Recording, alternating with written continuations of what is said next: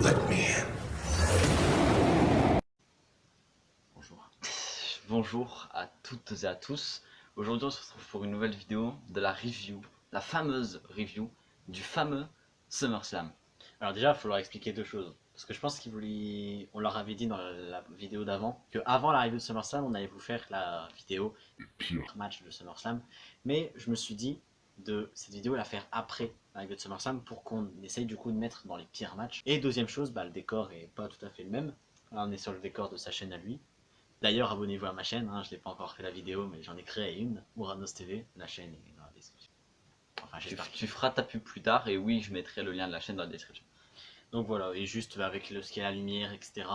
Sinon ça reflète dans le truc Star Wars qui est là, ça fait un décor dégueulasse. Donc Et surtout que c'était un peu bizarre niveau flouté, etc. Déjà là c'est un peu moins, blanc. tu vois. Vous savez quoi, je vais juste essayer quelque chose. Ah bah voilà. Bah là on est bien là. Ça fait mieux. Donc review de SummerSlam, on va commencer directement avec le kick-off. En fait, on tourne actuellement la vidéo, on est dimanche, mais c'est parce qu'on vient seulement de terminer SummerSlam. Il a duré 4 heures ce show. 4 heures de montagne russe, si je peux dire, parce qu'il y a eu des matchs. Ouais. Oh mon dieu, c'est bien. Oh putain, c'est la grosse merde. Ah oui. Et oh, c'est pas ça. Oh putain, retour. Et oh, de la merde. Ouais, il y a eu des grosses dobs et des putains de retours, deux retours qu'il y a eu à SummerSlam, mais ça on va en parler au fil du temps. Oui. Déjà, nous commençons dans le kick-off et à la toute dernière minute, on annonce un match, donc c'était vraiment pas prévu, entre Biggie et Baron Corbin. Si vous n'avez pas suivi la rivalité, Biggie et Baron Corbin se chipotent la mallette, entre guillemets, parce que Baron Corbin a volé la mallette de Biggie. Et du coup, Ouais. le combat Si tu veux le scénario quoi. Le combat entre Biggie et Baron Corbin va durer dans les alentours de 6 minutes 30. Pour moi, c'est un combat qui n'a pas duré longtemps.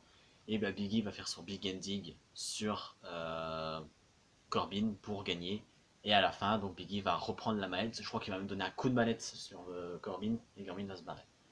Et à la fin, on peut même voir Logan Paul qui est très content et qui sourit. Donc est-ce que, suite des événements peut-être avec Logan Paul, pas pour la mallette, mais est-ce qu'il n'y aurait pas encore un lien avec Logan Paul?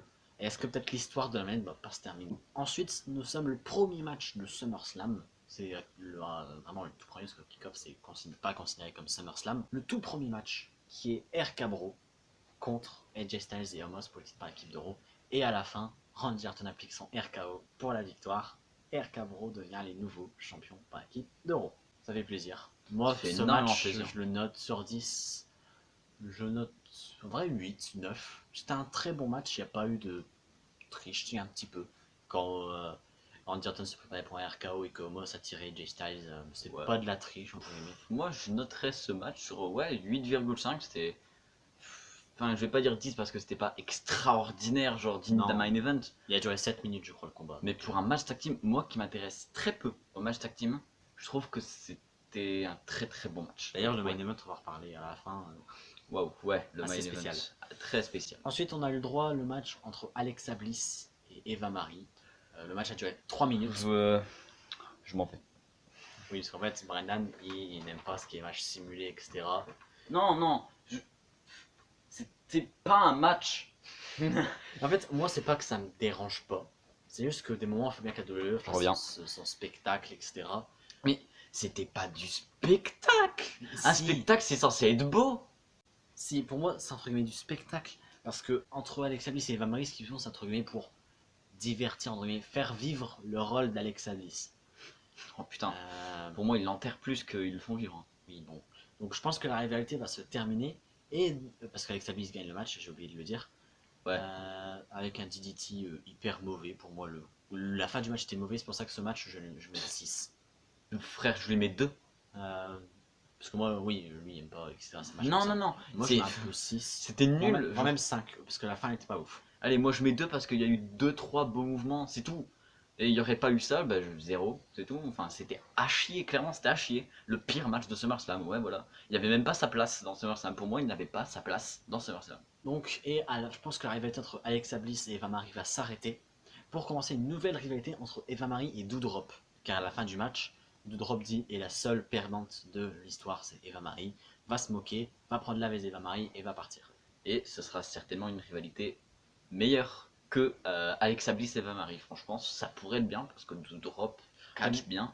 Et moi, je verrais bien Alexa Bliss, peut-être pour un match de championnat féminin. Alors, ensuite, il y a eu le match pour le titre des États-Unis. Damian Priest, qui est le challenger, et affronte Sheamus, qui est le champion des États-Unis, pour le titre des États-Unis. Damian Priest gagne le combat et devient le nouveau champion des États-Unis. Le match, je le mettrais 7. Il y a certains moments, c'était quand même pas ouf. Il y a eu quand même des moments, c'était un peu lent. On espérait un combat dès le début plus intense entre ces deux, mais le combat a mis vraiment longtemps à démarrer. Non, non, je trouve pas, non. Donc moi je mets Non, 7. clairement, c'était Il était bon, mais. 7,75 pour moi.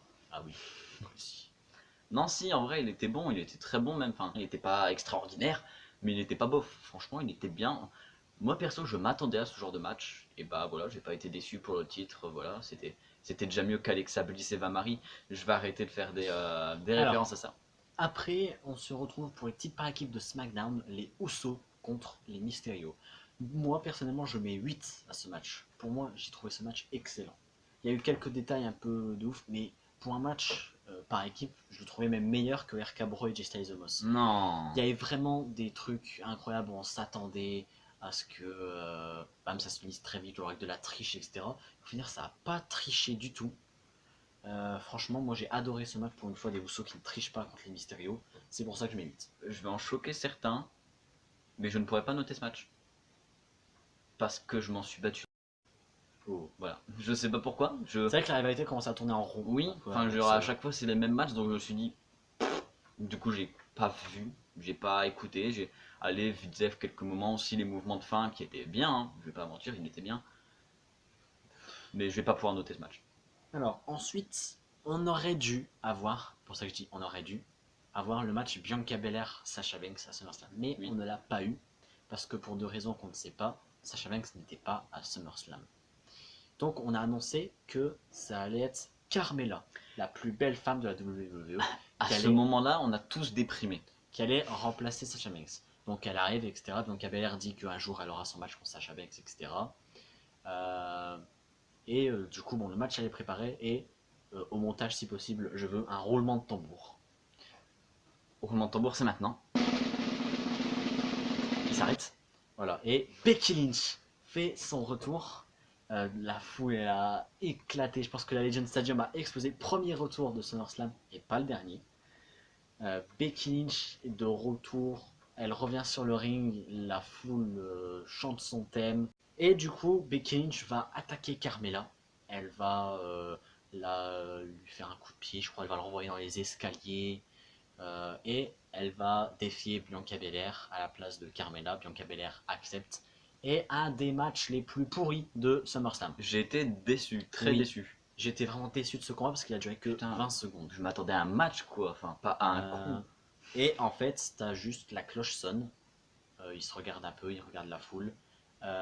Becky Lynch veut serrer la main de Bianca Belair. Elle la serre, elle donne un coup d'avant-bras. Rock bottom, 1, 2, 3. Becky Lynch remporte le titre de SmackDown. Moi, j'entendais vraiment un bon combat. Le Disarmer, moi, j'entendais vraiment au retour du Disarmer de Becky Lynch. Mais on n'a pas eu le droit à ce combat. Et encore pour une fois, je ne pourrais pas noter ce match car moi je note des matchs et pas des coups. Ouais, moi, je peux pas noter non plus. Parce que je voudrais lui mettre une bonne note juste pour le résultat, mais juste pour le contenu du match, je lui mettrais 2. Donc, Même je pas. peux pas noter ce match. Ensuite, on a le droit au combat de Drew McIntyre face à Jinder Mahal. Un combat qui a duré 6 minutes à peu près. Et Chic et Vir étaient bannis du ring time. Donc, vous n'avez pas le droit d'être autour du ring. Le combat a duré 6 minutes 30 et pour à la fin avoir Drew McIntyre qui gagne contre Jinder Mahal. Moi, je mettrais à ce combat 5,5. Oh, j'aurais quand même mis 6, 6,5 moi. Enfin, Tout simplement parce ouais. que j'espérais voir Jinder Mahal gagner Quoi contre Drew McIntyre. Alors j'explique. La rivalité entre Jinder Mahal et Drew McIntyre était une rivalité pourrie. Bon, Elle a alors été là, on est d'accord pour une fois. nulle. Drew McIntyre ne faisait que gagner, soit par disqualification les premiers matchs, ou alors il terrassait Jinder Mahal et ses sous-fifres à l'appel. Et moi, du coup, je m'entendais à SummerSlam un À l'appel ou à l'épée. Voilà. je veux au montage le. Il y aura, il y aura, il y aura. Du coup, moi, je me retournais à un retournement de situation. Drew McIntyre n'arrêtait pas de gagner. Raw ne faisait que ça. Jinder Mahal, Shaki et Vir n'ont gagné aucun match à Raw depuis leur retour. Et du coup, moi je m'attendais, bah SummerSlam retourne en situation, Jinder Mahal gagne contre Drew McIntyre. Bah non. Drew McIntyre gagne contre Jinder Mahal. Un combat hyper mauvais. Jinder Mahal n'a porté presque aucun coup sur Drew McIntyre. Ouais. J'ai envie même de mettre un 4 à ce combat. Non, Et Drew 6. McIntyre fait son Claymore Kick sur Jinder Mahal. Et c'est fini. Moi, franchement, ça servait à quoi de faire revenir Jinder Mahal et de faire remonter à NXT Chic et Shanky et Veer, pardon, C'est vrai. pour faire ça en fait. Ils ont fait un rôle n'importe quoi. Oui, mais là, perso, je parle du match. Et le match, je lui mettrais 6, comme je l'ai dit et redit. Alors juste après, on avait notre match pour les titres féminins de Raw. Charlotte Flair contre Rhea Ripley, contre Nikki Cross, Nikki ASH. Et je mettrais une note de 8 à ce combat. J'aurais mis 10 si la gagnante m'avait plu. Oui, oui, oui, oui. Mais non, c'est un 12e titre mondial pour Charlotte Flair. Moi, je mettrais, voire même 7 au combat. Le combat en lui-même était incroyable, mais juste mettre fin au règne de Nikki Cross tout de suite, ça. Non, moi, c'est ça qui me met un truc. Je pense que en vrai, si Charlotte Flair l'aurait gagné à Extreme Rules, parce que moi, je m'attendais à un scénario où Nikki ASH fait le tomber sur Rhea Ripley, et ensuite elle est en 1 contre 1 contre Charlotte Flair à Extreme Rules. Et si la Charlotte Flair aurait gagné contre Nikki ASH, ça m'aurait mieux plu que ça. Parce que du coup, Nikki ASH, elle a à peu près 30 jours de règne. Moi, ça, c'est ça qui Oui, manque. bah, et on en parle du règne de Charlotte qui a été niqué par Nikki H. Enfin, Nikki Cross, quoi. Bon, bah, les couilles. Oui, mais ça, c'est la Charlotte. Et non, mais donc, du coup, moi, personnellement, je mettrais 8,75 à ce match. Ok, prochain match, et c'est le match le meilleur de SummerSlam. Je lui mets 10 Ah oui, à ce match. clairement, je lui mets Edge, 10 aussi. Seth Rollins. C'était, il a volé la vedette clairement au main event, qu'on Ah reparlera oui, plus clairement, tard. clairement. Pour moi, il aurait dû être au main event à la place de Roman Reigns de John Cena. Et ce match est hyper mauvais. Pas Ça, hyper mauvais. ça on en parlera plus tard. Le combat a duré 22 minutes 50. De bonheur. Euh, et ce match, je lui mets 10 clairement, même si c'était pas le vainqueur que j'aurais voulu, car Edge bat Seth Rollins. Mais franchement, le combat à n'importe quel moment, tu ne pouvais pas te dire que Edge allait gagner. Oui, il y avait tellement de Seth moments. Rollins, il y avait tellement d'opportunités. Bon, il a foutu aucun stomp sur ce Edge, c'est ça ce qui m'a déplu. Je pense que. Oh. Non, mais juste, s'il en mettait un et que Edge s'en sortait, je pense que ça aurait été même encore mieux. En mode, tu vois, Oui, c'est vrai, tu me mais. disais que un pied sur ma nuque, ça m'aurait foutu en l'air. Bah non, je Ouais, mais il y a eu résiste. quoi? Il y a eu quoi aussi? Il y a eu le pedigree à la place du spear. Il y a Oui. eu les coups dans la nuque, plein de coups dans la nuque. Enfin, ça a remplacé un stomp, hein. Enfin, je veux dire, voilà. Bon. Ensuite, on a le match de la Oh WWE. là là. Vous m'avez perdu aussi. Bobby Lashley contre Goldberg, et je lui mets 3 à ce combat. Non, 4. Juste parce que ce n'est pas un combat de Goldberg qu'on s'attendait. Parce que je sais pas si vous voyez, depuis 2016, Goldberg ne faisait pas n'arrête pas de faire des combats Spear, Jackhammer, vous savez, Hammer, Spear. Là, non. Il donnait des cordes à linge, des World Strongest Slam, vraiment comme si catché, comme si là il était à la WCW et qu'il catchait à ses grands jours. 3. 3 est la note que je mettrai à ce Moi, c'est match. 4, juste parce que Goldberg a fait un peu différemment. Mais il a fallu que MVP vienne tricher pour lui donner un coup de canne dans le genou. Et du coup, Bobby Lashley n'arrêtait pas de lui martyriser le genou. Et du coup, pour la première fois de l'histoire, Goldberg, euh, pas abandonne, mais il a dû arrêter le combat quand il ne pouvait plus se relever. Et à la fin, Bobby Lashley le fils de Goldberg va venir aider Goldberg parce qu'il n'était pas à la fin du combat. Bobby Lashley donnait des coups de chaise sur le genou. Oui, oui. Il va l'attaquer par derrière et Bobby Lashley va lui faire son Hurtlock. Et MVP prend le micro et est en mode Bobby Lashley ne voulait pas faire ça, il ne savait pas que c'était le fils de Goldberg derrière lui, etc. Il a attaqué par surprise, s'il a attaqué par devant, il ne l'aurait pas attaqué, etc. Ce n'est qu'un gamin. Parce que le fils de Goldberg, il faut le dire, il a 17 ans. Il vient d'attaquer un mineur, littéralement. C'est pas très légal. Légalement, là, Goldberg, il peut porter plainte. Ah oui. C'est un truc. Bah oui, il a attaqué un mineur. Ouais, Plus vrai. devant les caméras. Oui, ça. Il n'y a pas de preuve, monsieur le juge. Mais je pense qu'en vrai, il n'y aura pas de plainte parce que je pense que, entre guillemets, c'était pas simulé, mais ce moment-là, Oui, c'était un je pense que c'était scénario. prévu avec Oui. la WWE, etc. Donc je pense que voilà, c'est qui a été complètement consentant pour faire ça. etc. Mais je pense, moi, au fond de moi, la rivalité Goldberg-Bobby Lashley n'est pas finie. Oh non, elle est pas finie. Peut-être que pour l'instant, Goldberg ne va pas revenir avec ce qu'il a, mais je pense qu'il va revenir peut-être plus tard. À Extreme Rules, il y aura, je pense qu'à Extreme Rules, il y aura Bobby Lashley Goldberg. Non, je pense pas extrêmement, peut-être au prochain pay-per-view à Crown. Oh, alors là. Je pense qu'il y aurait peut-être Bobby Lashley Goldberg, mais franchement, je pense que cette rivalité-là n'est pas terminée. Brannan le retour, troisième du nom.